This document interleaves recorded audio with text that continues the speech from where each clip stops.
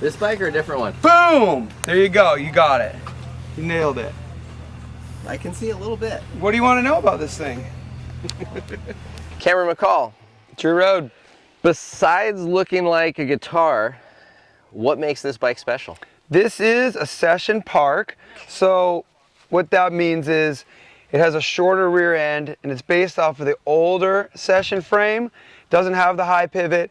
This one's just optimized for playfulness, for just having fun. So it's perfect for doing what we're doing here, Proving Grounds, Oregon. This bike loves big ass jumps. Okay. And it loves dancy trails.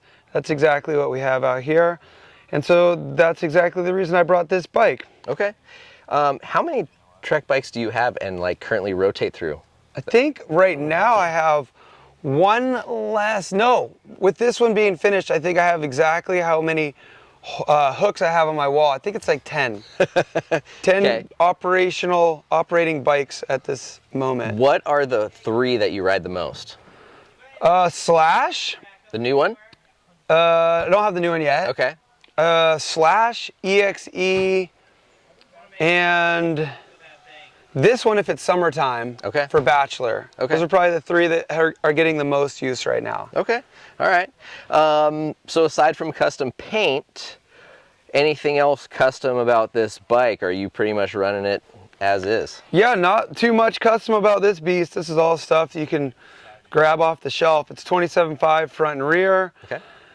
Full Saint, standard old 10-speed cassette. You know, sometimes I've ridden like shorty cassettes on these bikes. Yeah. But I always end up wishing I had more gears. You know, you get on funny little free ride setups where you just have short run-in. So full Saint, brakes, drivetrain, XT pedals. So all Shimano, and then Bontrager for the wheels and tires. Marzocchi 58 for the fork, the Bomber Air in the rear.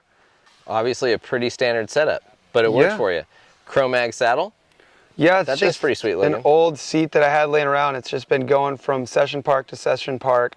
Bar and stem have been on like 3 or 4 session parks. Seat has been on 3 or 4 session parks. Okay, I see you've got alloy bars and alloy bars and alloy wheels. Yeah, I don't really like carbon for handlebars and wheels. Okay, and I heard you and Carson were talking about that. Talk about why. I'm definitely not a weight weenie when it comes to a session park. I just want it to be strong. Okay. You land real flat sometimes. And so I'm not sweating like a few grams here or there on anything. And I just like knowing that my wheels are insanely strong, knowing that my handlebars are insanely strong. And I don't care what this bike weighs, but it is pretty light. You want to feel it? That is pretty solid. Pretty light, yeah. I For like not that. trying. I think it's the shock. So I usually have a big old honking coil on there. This shock's pretty sweet. I do I've really ridden like one the shock. and I really liked it. Really like this shock. I would say that the Float X2s sometimes get a little bit slurpy when you're doing like big stuff on them and running them at really high PSI. Okay. And that's annoying. And so I went to a coil shock for a long time because then they're just really gonna last a long time. Yeah. And then these ones, I like it because you don't have to go hunting down for a 600 coil. Just carry a shock pump with you. You can get it as stiff as you want. And they seem to really last. They don't seem to go slurpy like an X2 all the time. So Yeah. I like that about this. Do you know what kind of air pressure you run in your fork and shock? Yeah, 210 on the shock. And I went kind of by the book here. And so I think I'm at like 75 or 80 in the fork, something like that. And I've got, I think it's 7 volume spacers. The max, Yeah, probably. the max. Okay. How often do you reach full travel on, like, say the trails today? On the jumps, definitely once a session for sure. Especially on a day like today where we're riding stuff blind that we haven't seen before. And it's all kind of like new jumps that haven't been tested much. Yeah. So a couple times today I just followed Carson based on his like rundown. Like, all right, on this one you're gonna want to pedal as hard as you can, and on this one you're gonna want to tap a brake a little bit. But then of course you forget which part is which. So I was coming into this double jump. And I remember him saying, "You like to pedal, so you're gonna love this section." He was referring to the section before, and I got it mixed up. So I pumped and I sprinted as hard as I could. Just yeah, boom. So that was when I went max travel today.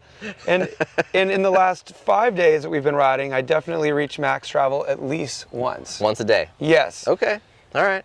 Well, that's pretty solid.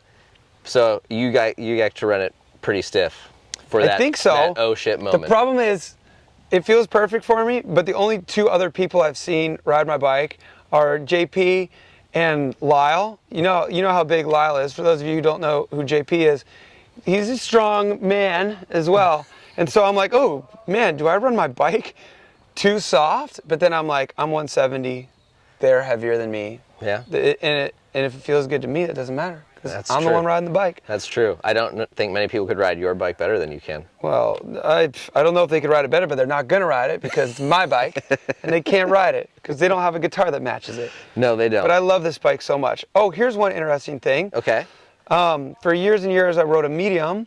Oh. I decided to run a large this time. Really? I was tired of my session park feeling way smaller than all my other bikes. Okay. And so you're kind of trying to bridge that gap to make it feel a little more transitional, a little yes, natural. and my high pivot session is way bigger than this one, and I get used to that, and it feels real good. Okay. So I didn't want to hop on this one and have it be all cramped and everything. And yeah, what the have reason you why found for negatives, or are there any? I mean, there's no negatives if you're doing this kind of stuff. But if Okay. you're trying to just go as fast as you can, then the high pivot one makes you feel like a superhero. Well, how about like the length of Geo, like going from the medium to the large? Have Oh, you I found with, like, love spins this and way stuff? better. No, like rotating it is fine, and I just have more space. You know, it's kind of Okay. like you sweat it sometimes. Like, did some pendulums on this trip where you're doing a can-can one way and a can-can the other way. Okay. And when you have a really short top tube, then you just don't have a lot of space and you're worried that you're going to kick your seat. I hate when I do that. Yes. So just for trail riding, like for actually just riding the trails. Yeah. Oh, I see what you're saying. for riding. Yeah, I'm saying I can't do that. I hate it when that happens. For riding the trails, it's so much better to have it longer. And that's the only thing that you would think would be the compromise, is like just the maneuverability. But yeah, I'm so used to riding longer bikes Okay. now that Okay. I like sizing this one up. But these ones are based on the older frames. So Right. like this is a large, but like the large high pivot one, you know, what they call it something different now, but the one that's like longer is longer than this one because bikes just keep on growing. But Okay. I love this size. Geo is the chip, perfect where are you size for running? me. High, low? High. Okay. I put it in low and I hopped on and rode it around the block just to test it out, and it felt whack. Like I was like, something's wrong with this. Okay. And so then I flipped it to the high, and I was like, there it is. That feels Okay, perfect. okay. And of course, before I gave away my last frame, I forgot to check what I had it in, you know? Yeah. And I forgot to check like how many spacers and where my tubes were and everything. So had to go back to the drawing board on that.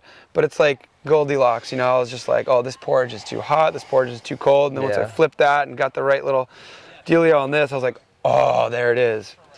You know what has been interesting is I want to check your tire pressure. What do you run that pretty firm? This is 35 right now because we're like riding trail into the Yeah. jump zone. So it's like, well, you don't want to be running like 40 something on the trails, and then like high pressure for the jumps is obviously ideal. Okay. But 35 was like my Goldilocks for these last 5 days.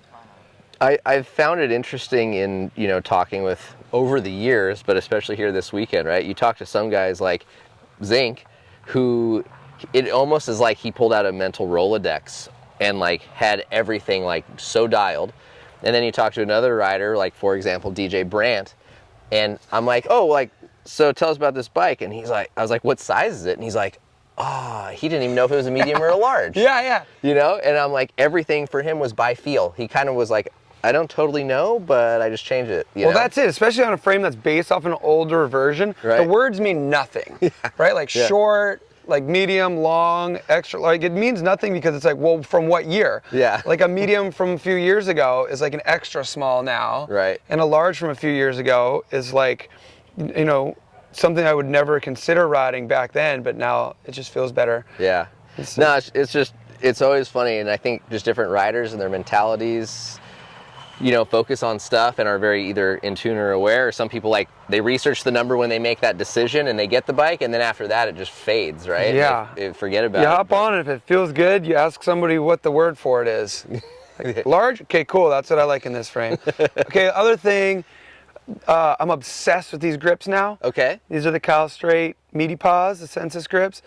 And I never thought I would be down with the huge, gigantic grips, but I had one pair, and I found myself rotating them on different bikes. Okay. Because I started loving them so much, and I put them on one bike and then hop on the other bike, and it just feels silly to have such a tiny grip. And so I became obsessed with these. So Okay. that's my new obsession. And then this new color, I had black ones when I got here, and Zink was like, "You want to try these like swirly, marbly looking ones?" And it looks good on the bike. So. It does actually, pretty sweet. Yeah. Heck Psyched. yeah, man. Well, thanks very much. Appreciate it. Thanks for being interested. It's a cool bike, right? Thank you. I love it. And does it have a name? Revstar. Oh, okay. Yeah. Is that the name of the guitar? That's the name of the guitar. Okay. All right. So that's just what I came up with quickly when you asked me, because I didn't think about a name for I mean, it. you didn't even skip a beat. I thought you already had named it. It was pretty good. You gave it away, though. You can pretend to be confident. Yeah. Right on. Thank you guys for checking out the Revstar, The Revstar. the sweet new session park from Cam McCaul. See you guys out on the trails. Beautiful.